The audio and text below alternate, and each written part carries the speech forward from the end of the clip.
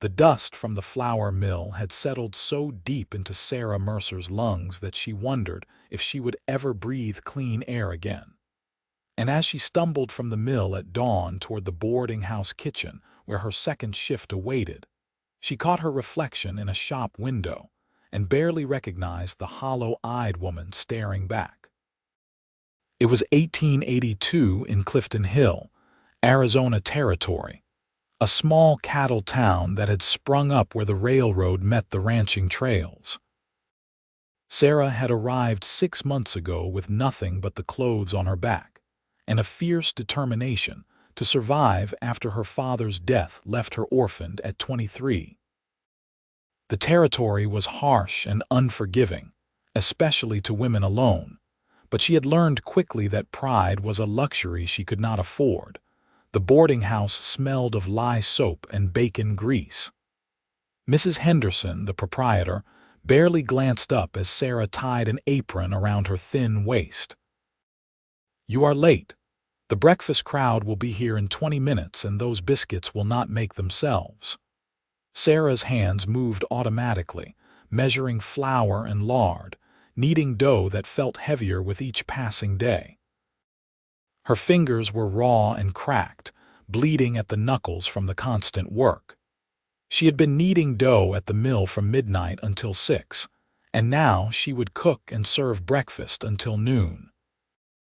Then she would have exactly 1 hour before her shift at the general store began, where she would stand behind the counter until 8 in the evening, measuring out dry goods and pretending her feet did not scream with every movement. The boarding house filled with men, ranchers and railroad workers and drifters, all hungry and loud and careless with their words. Sarah moved between the tables with platters of eggs and biscuits, coffee pot always in hand, her face a careful mask of polite exhaustion. She had learned not to meet their eyes too long, not to smile too warmly, not to give any impression that might be misinterpreted. "Miss Mercer, another coffee here," called out a railroad foreman, snapping his fingers as though she were a dog. She poured, nodded, moved on. Always moving, never still, because stillness meant thinking, and thinking meant acknowledging how close she was to complete collapse. It was during the noon lull, when Sarah was scrubbing the kitchen floor on her hands and knees, that Mrs. Henderson came in with a peculiar expression on her face. "There is a man asking for you, says his name is Wade Yates." Sarah sat back on her heels, wiping her forehead with the back of her hand. "I do not know anyone by that name." "Well, he knows you or knows of you. He is waiting in the parlor. Clean yourself up before you go in there." Sarah washed her hands and face in the basin, tucked the loose strands of dark hair back into her bun, and walked into the small parlor with her spine straight despite the exhaustion weighing down her bones. A man stood by the window, hat in his hands, and turned as she entered. He was tall and broad-shouldered, weathered by the sun in the way of men who spent their lives outdoors. Sarah guessed he was perhaps 30, with light brown hair that needed cutting and eyes the color of creek water in summer. His clothes were clean but worn, a working man's clothes, and there was something in his stance that spoke of loneliness, a kind of isolation that went deeper than simply being alone. "Miss Mercer." His voice was low and careful. "My name is Wade Yates. I own a cattle ranch about 8 miles north of town. Mrs. Henderson said you asked for me. I cannot imagine why." Wade shifted his weight, clearly uncomfortable. "I have heard around town that you work 3 jobs, that you are trying to save money." Sarah's jaw tightened. "My circumstances are not a matter for gossip, Mr. Yates." "No, madam, I did not mean it that way." He turned his hat in his hands. "I have a proposition for you, a job if you will hear me out." "I already have 3 jobs, Mr. Yates. I do not have time for a 4th. "This would replace all 3. He took a breath. "I need a wife." The words hung in the air between them. Sarah stared at him, certain she had misheard. "Excuse me." I know how it sounds. Let me explain. Wade set his hat on the side table and met her eyes directly. I have been working my ranch alone for 5 years now. It is a good property, productive, but I cannot manage it all myself anymore. I need someone to help run the household, manage the books, help with the garden and the chickens and the butter making. All the things that make a ranch a home and not just a work camp. Then hire a housekeeper. I have tried. 3 times in the past year. Women do not want to live that far from town, not without other women nearby. And the ones who will take the job expect wages I cannot quite afford while I am still building the herd back up. He paused. You would have room and board, food, security, a home, and in return you would do the work that needs doing. Sarah felt a flash of anger cut through her exhaustion. You want an unpaid servant? No, Wade's voice was firm. I want a wife, a legal wife with all the protections and rights that come with it. The ranch would be half yours. If anything happened to me, you would inherit it all. You would have security for the rest of your life. And what do you get from this arrangement, Mr. Yates? Besides free labor, he was quiet for a long moment. A chance to not be alone anymore. The honesty in his voice caught her off guard. Sarah studied his face, seeing the lines around his eyes, the tension in his jaw, the way he stood as though braced for rejection. You do not even know me. I know you work 3 jobs and do not complain. I know Mrs. Henderson says you are honest and punctual. I know Tom at the general store says you are good with numbers and you never shortchange a customer. I know you came here with nothing and you have fought to survive. He met her eyes again. I know enough. This is insane. Maybe. But I am offering you 1 job instead of 3. I am offering you a home, and I am offering you legal protection as my wife. There are worse arrangements in this territory, Miss Mercer.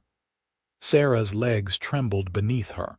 She wanted to sit down but refused to show such weakness. And if I say yes, what would you expect from me? Wade seemed to understand what she was really asking. I would expect you to help run the ranch, to do the work that needs doing, to be a partner in making the place successful. He paused. I would not expect anything else unless you chose to offer it. You would have your own room, your own space. This would be a business arrangement, Miss Mercer, whatever people in town might assume. Why me? You could ask any woman in this territory. Because you understand what it means to work hard. Because you are surviving in circumstances that would break most people. Because I think you might understand what I am offering. He picked up his hat. I am not asking for an answer right now. Think about it. I will be at the Lucky Star Saloon tomorrow evening at 7 if you want to talk more. If you do not come, I will know your answer is no, and I will not trouble you again. He left before she could respond, and Sarah stood in the empty parlor feeling as though the floor had shifted beneath her feet. The afternoon at the general store passed in a haze. Sarah's hands measured out cornmeal and sugar and coffee beans while her mind circled around Wade Yates's proposition. It was ridiculous. Marrying a stranger, moving out to an isolated ranch, tying her life to a man she did not know. Every rational part of her brain screamed that it was dangerous and foolish, but her body ached with a bone-deep exhaustion that no amount of rest seemed to cure. Her hands shook as she wrapped parcels. Her vision blurred at the edges from too many sleepless nights. She was 23 years old and she felt ancient. Tom, the store owner, noticed her distraction. You feeling all right, Sarah? You look paler than usual. I am fine, Mr. Tom, just tired. You work too hard. It is not natural what you do. She wanted to snap at him that she did not have a choice, that women in her position did not have the luxury of working less, but she held her tongue. Tom was kind in his way. He paid her fairly and did not try to cheat her on her hours. That night, in her tiny rented room above the milliner's shop, Sarah lay awake and did calculations in her head. At her current rate, saving every penny she could spare after paying for her room and minimal food, it would take her 3 years to save enough to perhaps buy a small piece of land. And that was assuming nothing went wrong, no illness or injury or unexpected expense. 3 years of this crushing exhaustion, this endless cycle of work and sleep and more work. Wade Yates was offering an escape, or was he offering a different kind of trap? She thought about his face, the honesty in his eyes when he said he did not want to be alone anymore. There was no deception there, no sly manipulation, just a lonely man making a practical proposition. The next evening, Sarah finished her shift at the general store and stood outside, looking down the dusty street toward the Lucky Star Saloon. She could go back to her room. She could pretend this conversation had never happened. She could keep working herself into an early grave, but at least she would be making her own choices. Or she could walk into that saloon and take a chance on something different. Her feet made the decision before her mind caught up. The Lucky Star was not a respectable place for a woman alone, but Sarah pushed through the doors anyway, her chin high. The noise died down as men turned to stare. She ignored them, scanning the room until she spotted Wade at a corner table, nursing a whiskey. His face brightened with something like relief when he saw her. He stood immediately, gesturing to the chair across from him. "Miss Mercer, I am glad you came." Sarah sat, very aware of the eyes watching them. "I have questions. Of course. This ranch of yours, how isolated is it really?" 8 miles from town. The nearest neighbor is about 3 miles east. It is quiet, but not completely cut off. I come into town for supplies about twice a month. "And the work you expect me to do," Wade leaned forward.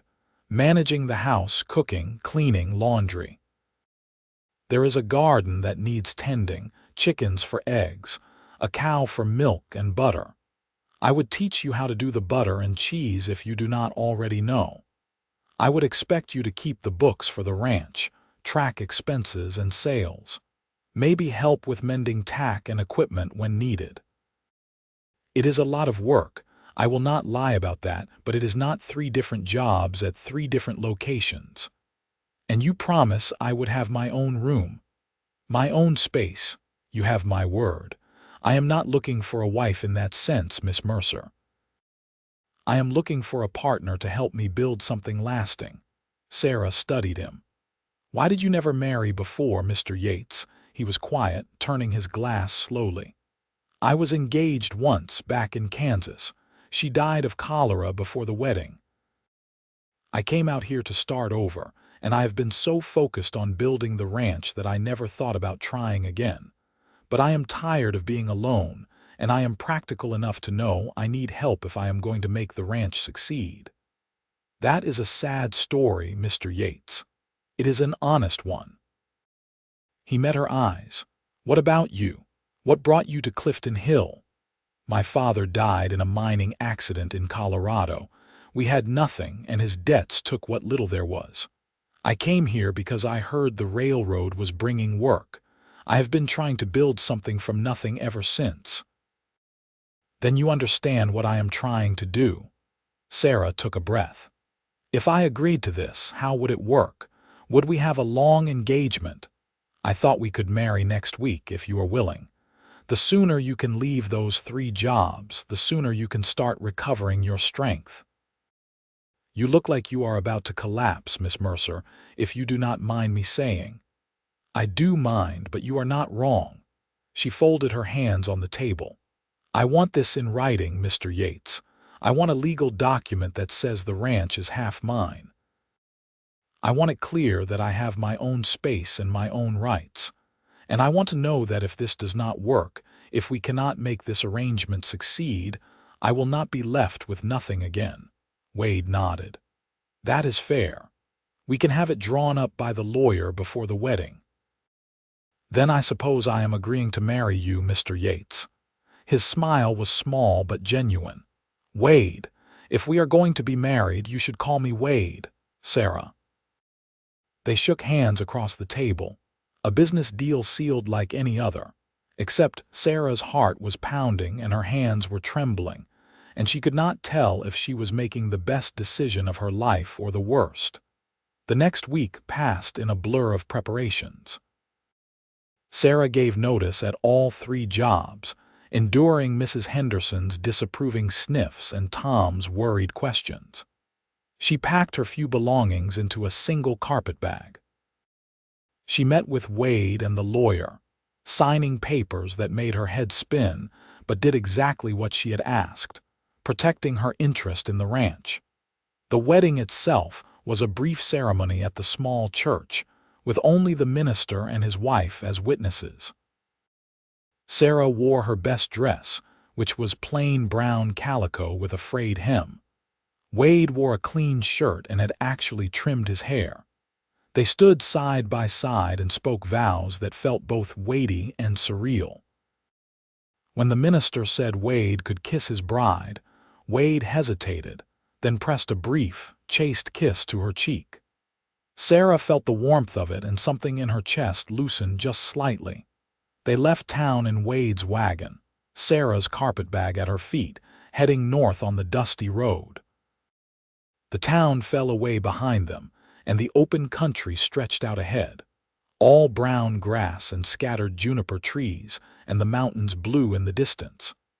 Sarah watched the landscape roll by and tried not to think about how far she was going from anything familiar. "Tell me about the ranch," she said finally, breaking the silence. Wade's hands were easy on the reins. "It is about 300 acres. I run about 100 head of cattle right now, hoping to build that up. There is a decent house, 2 bedrooms, a kitchen, and a sitting room. A barn, a chicken coop, a root cellar. A creek runs through the property, so we have good water. It is not fancy, but it is solid." "How long have you had it?" "5 years. I bought it from a widow who was moving back east. The first couple years were hard, building the herd back up, fixing what needed fixing. But it is starting to pay off now. You sell the cattle in town, some. Mostly I drive them to the railhead in Tucson once a year. That is the big sale that keeps everything going." Sarah absorbed this information, trying to picture her new life. "What happened to your family, Wade? Why are you alone out here?" He was quiet for a long moment. "My parents died when I was young. I was raised by an uncle who did not much like children.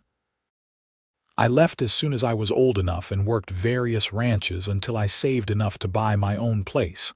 I do not have siblings or cousins I kept in touch with. It has just been me for a long time." "That sounds lonely." "It has been." He glanced at her. "What about your family?" "My mother died when I was 15. It was just my father and me after that. He tried his best, but he was never very good with money. When he died, I realized how much debt there was. I sold everything to pay what I could and left Colorado with just enough for a train ticket. That took courage." "It took desperation." Wade gave a low laugh. "Maybe those are the same thing sometimes." The ranch appeared as they crested a low rise. Sarah saw a house made of adobe and wood, weathered but sturdy, with a covered porch across the front. The barn was bigger than she expected. Red paint faded to rust. Chickens pecked in a fenced yard. Beyond it all, the grassland rolled away to the mountains, and Sarah felt something strange in her chest, something almost like peace. Wade pulled the wagon up to the house and helped her down. "Welcome home, Sarah." The words felt foreign and familiar all at once. Sarah picked up her carpetbag and followed Wade inside. The house was clean but sparse. The kitchen had a good iron stove, a table with 2 chairs, shelves with basic supplies. The sitting room held a worn sofa, a rocking chair, a fireplace. Wade showed her to the second bedroom, which had a narrow bed with a quilt, a dresser, a washstand. "It is not much," Wade said from the doorway, "but you can fix it up however you like." Sarah set her carpetbag on the bed. It is more than I have had in 6 months.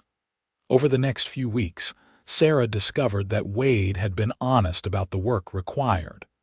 She woke before dawn to start breakfast, then moved through the endless tasks of running a household. Cooking, cleaning, laundry in a big tub that left her arms aching.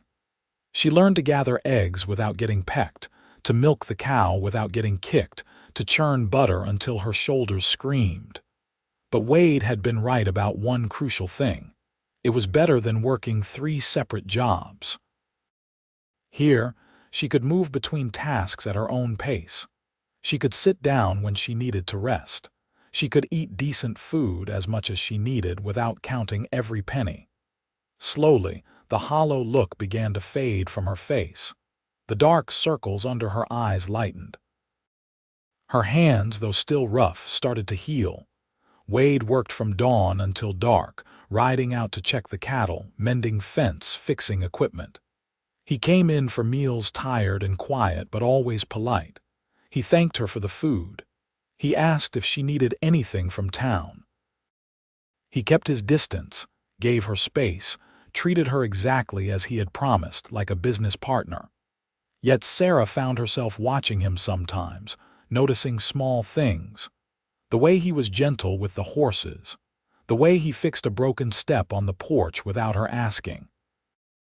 The way he sat on the porch at dusk and watched the sun go down with a look of deep contentment on his face.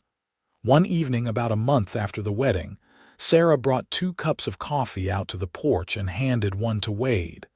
He looked surprised but pleased. "Mind if I join you?" she asked. "I would like that." They sat in the rocking chair and on the porch rail, sipping coffee and watching the sky turn orange and purple.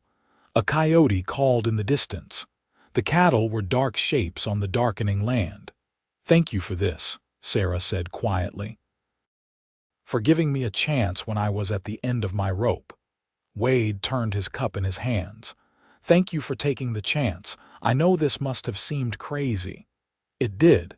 It still does sometimes, but it was the right choice." "I am glad you think so." Sarah hesitated, then asked the question that had been building in her mind. "Do you miss her? Your fiancée?" Wade was quiet for a long time. "I did for years. It nearly broke me. But time passes and grief changes. I will always remember her, but I do not ache the way I used to." "What was her name?" "Margaret. She was kind and smart, and she loved to laugh." He looked at Sarah. "You would have liked her, I think, and she would have liked you." There was something in his voice that made Sarah's throat tight. "I think she would be glad you are not alone anymore." "I hope so." They sat in comfortable silence as the stars came out, and Sarah realized with some surprise that she was happy. Not deliriously, wildly happy, but contentedly, quietly happy. It was a feeling she had almost forgotten. The weeks turned into months. Summer faded into fall, and Sarah learned the rhythms of the ranch.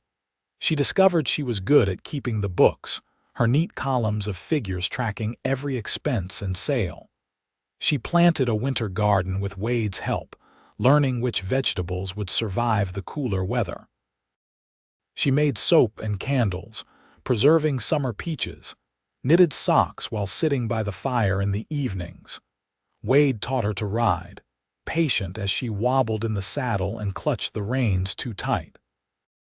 They rode out together sometimes to check on the cattle, and Sarah loved the freedom of it, the wind in her face and the vast sky overhead. She had never felt so unconfined, so able to breathe. They talked more as the months passed. Long conversations over meals, quiet exchanges while working side by side. Sarah learned that Wade loved to read but had few books. She learned that he had a dry sense of humor that caught her off guard. She learned that he was scrupulously fair, generous when he could be, and deeply lonely beneath his calm exterior. Wade learned that Sarah had a gift for numbers and strategy. He learned that she sang while she worked, old songs her mother had taught her. He learned that she was tougher than she looked, determined and resilient and unwilling to quit. They were building something together, Sarah realized. Not just a successful ranch, but a partnership, maybe even a friendship. Winter came hard that year. Snow piled up around the house and the barn. The wind howled through the cracks, and Sarah stuffed rags in the gaps to keep the warmth in. They spent the dark evenings by the fire, Wade reading aloud from his small collection of books while Sarah mended or knitted. One night, a blizzard hit with fierce intensity. The wind screamed and the house shook. Sarah lay in her bed, wrapped in quilts, and listened to the storm rage. She heard a crash from the front of the house and sat up, heart pounding. Wade was at her door a moment later. "Are you all right?" "I am fine." "What was that noise?" "I am going to check. Stay inside." Sarah ignored him, pulling on her robe and following him to the sitting room. The window had shattered, snow and wind pouring through the broken glass. Together, they wrestled a board over the opening, nailing it in place while the storm tried to tear it from their hands. When it was secure, they stood in the cold room, breathing hard, covered in snow. Wade looked at Sarah and suddenly laughed. She stared at him, then laughed too, the absurdity of it all hitting her at once. "We make a good team," Wade said, brushing snow from her hair. Sarah met his eyes and felt something shift between them, a recognition of something deeper than partnership. "We do." The moment stretched, charged with possibility, then Wade stepped back. "We should try to get some sleep. Morning will come early."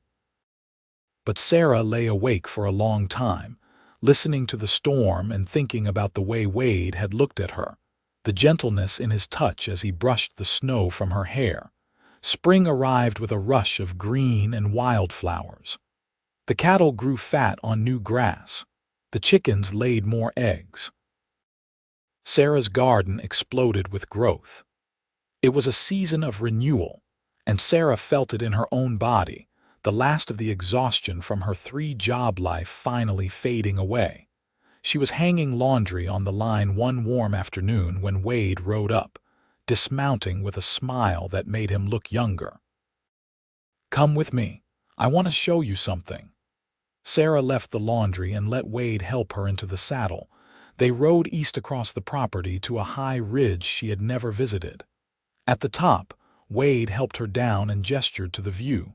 Sarah gasped.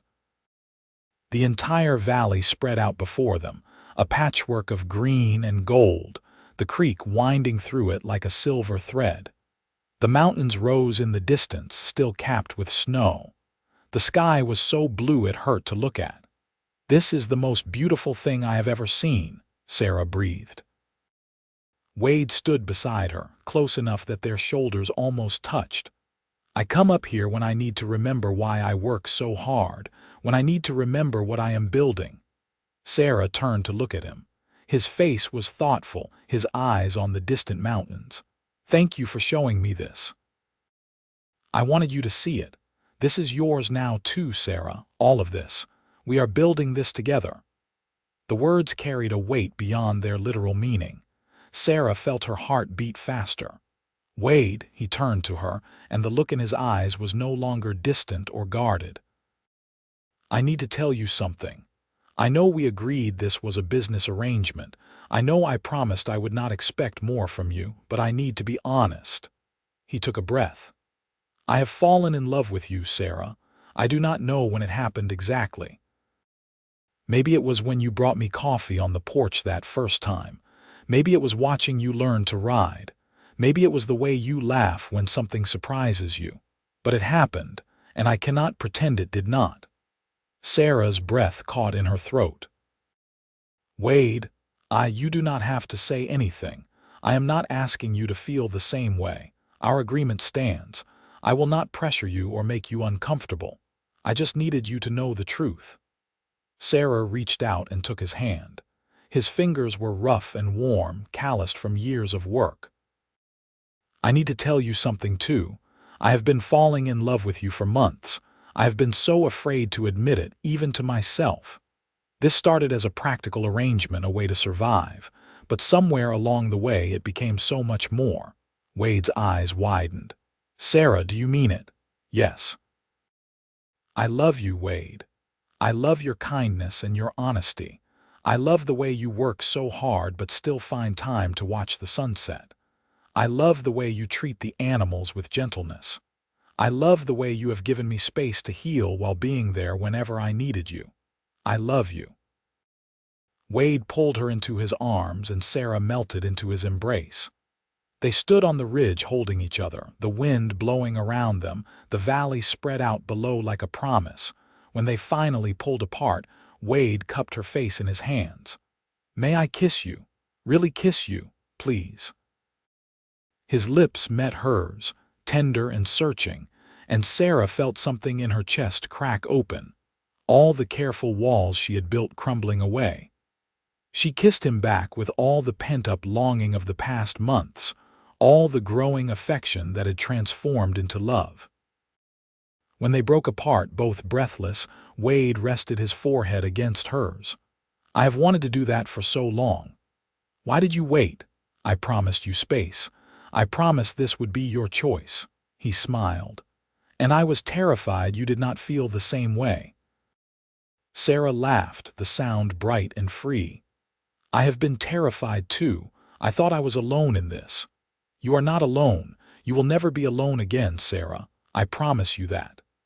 They rode back to the ranch hand in hand, and that night, for the first time, Sarah knocked on Wade's bedroom door. He opened it, his eyes questioning, and she stepped inside without a word. They came together with a passion that had been building for months, all the tension and longing finally finding release. Wade was tender and careful, making sure she was ready for each step. Sarah gave herself to him completely, holding nothing back, and discovered that intimacy could be both passionate and gentle, hungry and caring. Afterward, they lay tangled together in Wade's bed, Sarah's head on his chest, his hand stroking her hair. Stay with me, Wade murmured. Do not go back to your room. I want to fall asleep with you and wake up with you. Yes, Sarah whispered. Yes. From that night on, they shared a bed and a life in full. The second bedroom became a storage room no longer needed. Sarah moved her things into Wade's room, and they rearranged the furniture together, making it their space. The ranch thrived under their combined efforts. Wade expanded the herd. Sarah's careful bookkeeping helped them make smart decisions about what to sell and when. They worked hard, but they also made time for each other, for long rides and quiet evenings and passionate nights.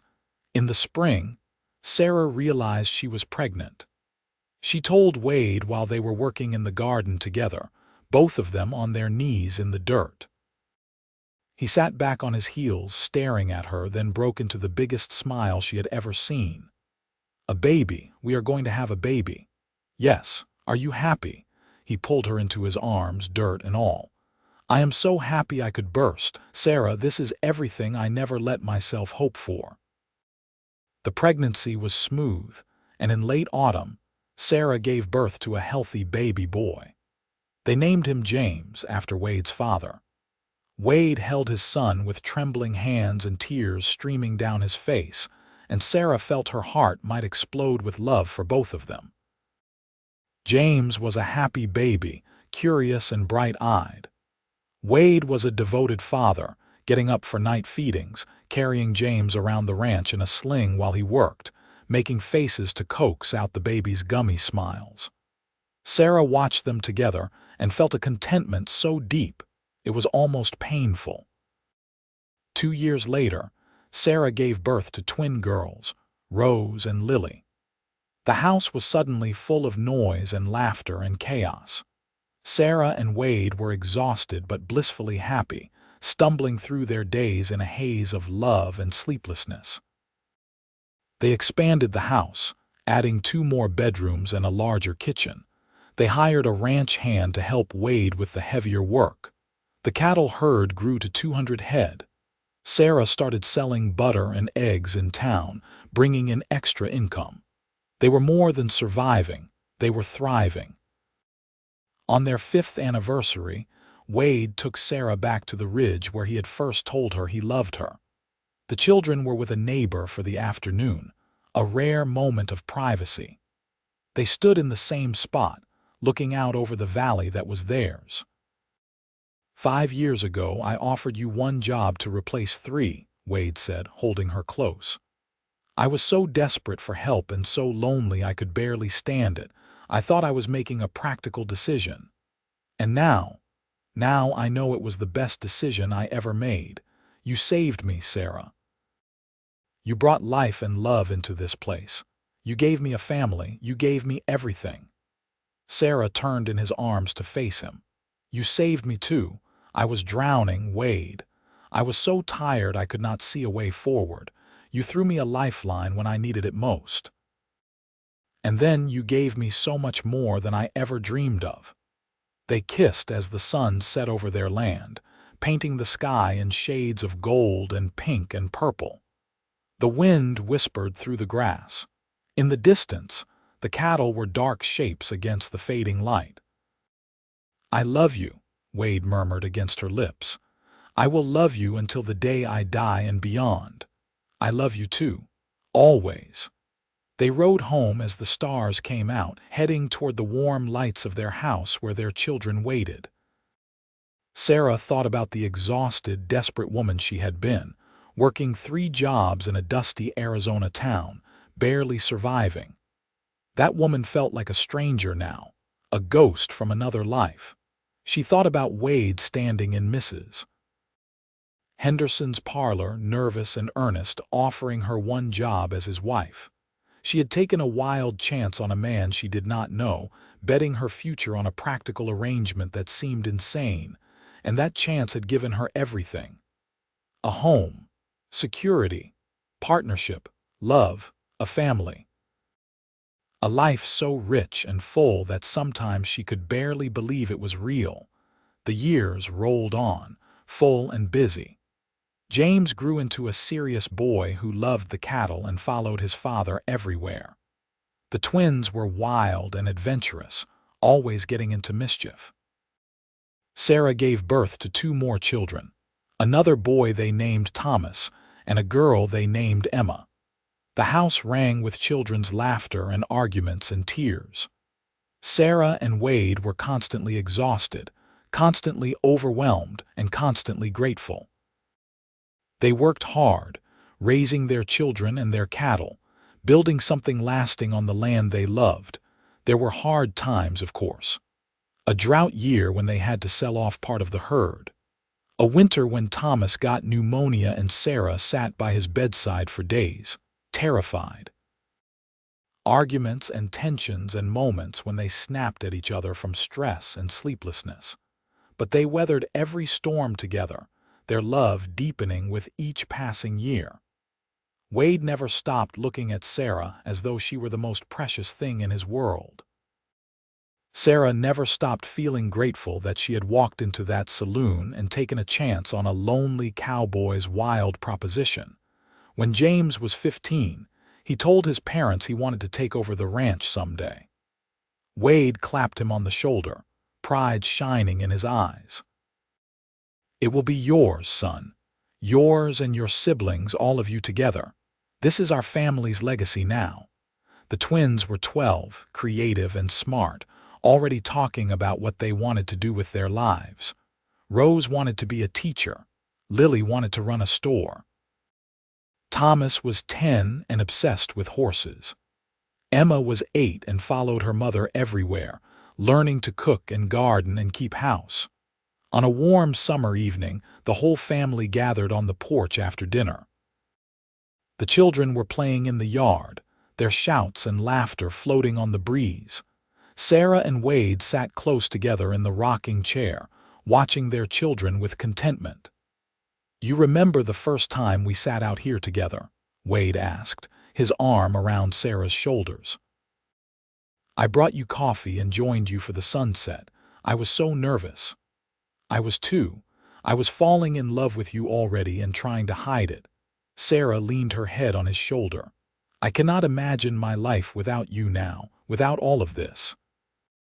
Sometimes I think about what would have happened if you had not come to the saloon that night, if you had decided it was too crazy and stayed with your 3 jobs.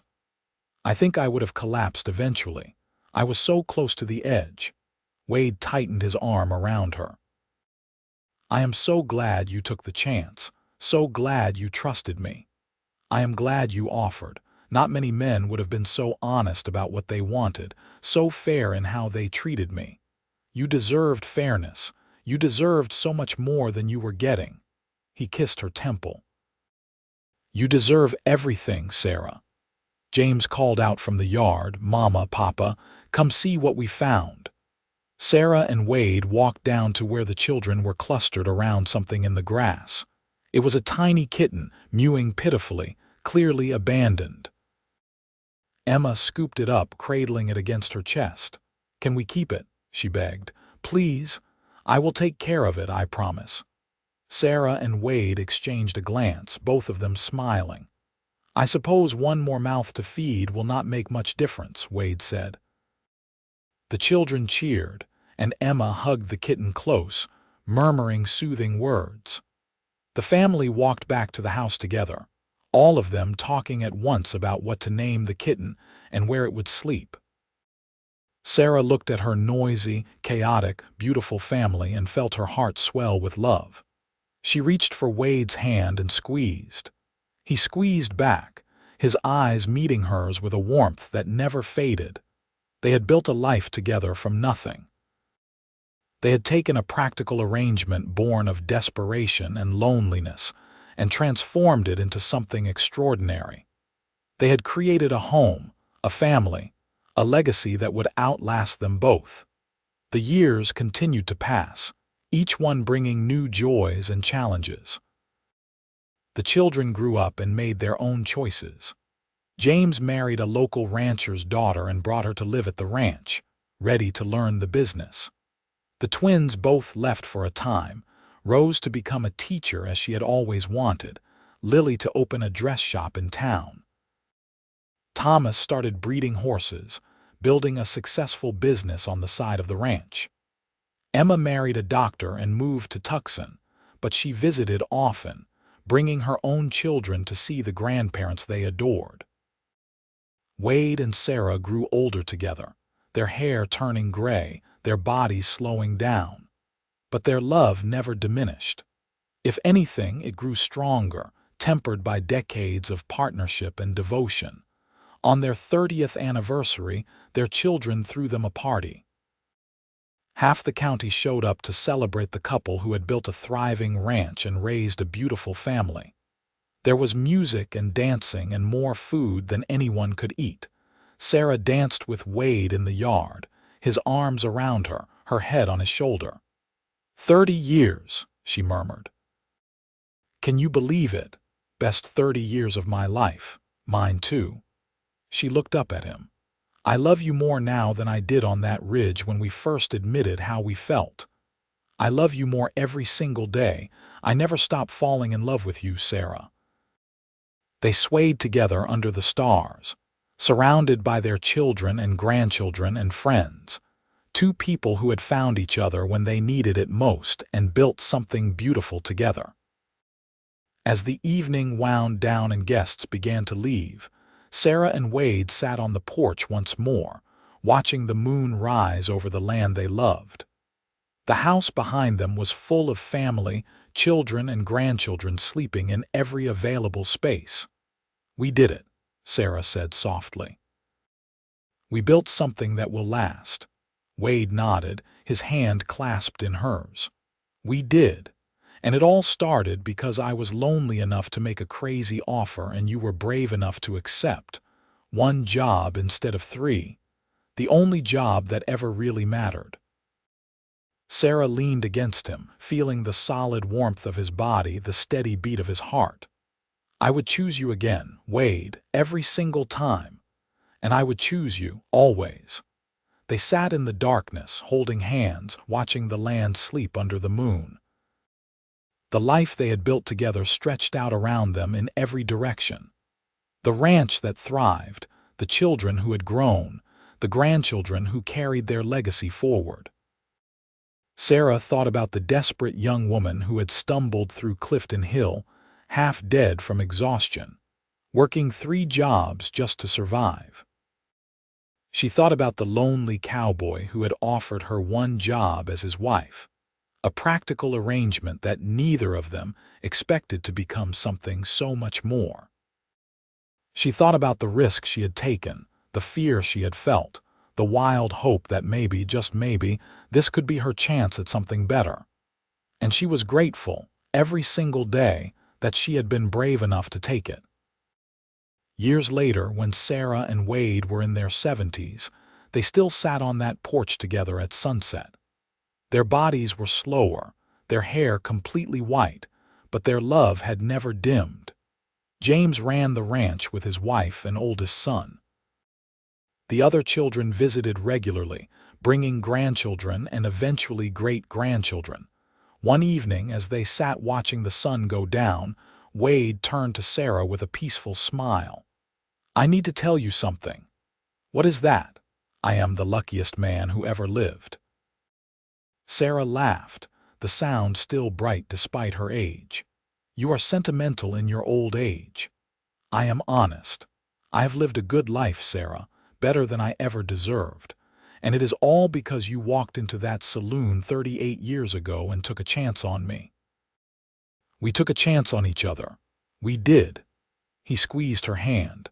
"And I would do it all again, every moment, every hardship, every joy, all of it.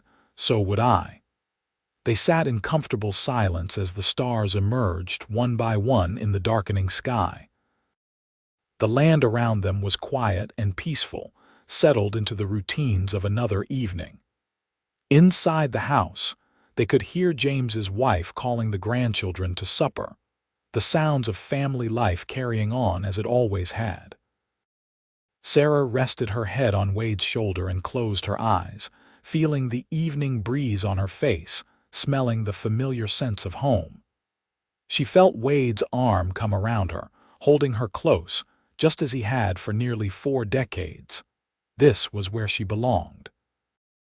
This was what she had been working toward during those desperate months in town, though she had not known it at the time. This peace, this love, this life built on mutual respect and deep affection. "Thank you," she whispered. "For what?" "For seeing me when I was invisible. For offering me hope when I had none. For loving me." Wade kissed the top of her head. "Thank you for saying yes, for trusting me, for building this life with me, for being my partner and my love and my everything." They watched the sunset fade to darkness, holding each other close, 2 people who had found each other in desperate circumstances and created something extraordinary. The ranch would go on after them, passed down through generations. Their children would tell their grandchildren the story of how it all began. How a lonely cowboy and an exhausted woman made a practical arrangement that became the greatest love story of their lives. But for now, they simply sat together in the darkness, grateful for every moment, every year, every sunset they had shared. They had survived their desperate circumstances. They had taken a chance on each other. And they had built a legacy of love that would outlast them both, a testament to the power of hope and trust, and 2 people brave enough to reach for something better. As the night deepened and the stars multiplied overhead, Sarah and Wade remained on their porch, hands clasped, hearts joined. 2 souls who had found their home in each other and never let go. Their story had begun with an offer that seemed insane and a decision born of desperation, but it had become something beautiful, something lasting, something worth every risk they had taken. And in the end, that was all that mattered. Not how it started, but how it endured. Not the desperation that brought them together, but the love that kept them together. Not the practical arrangement they agreed to, but the extraordinary partnership they created. They had worked 3 jobs of marriage, partners in running the ranch, companions in building a family, and lovers who never stopped choosing each other.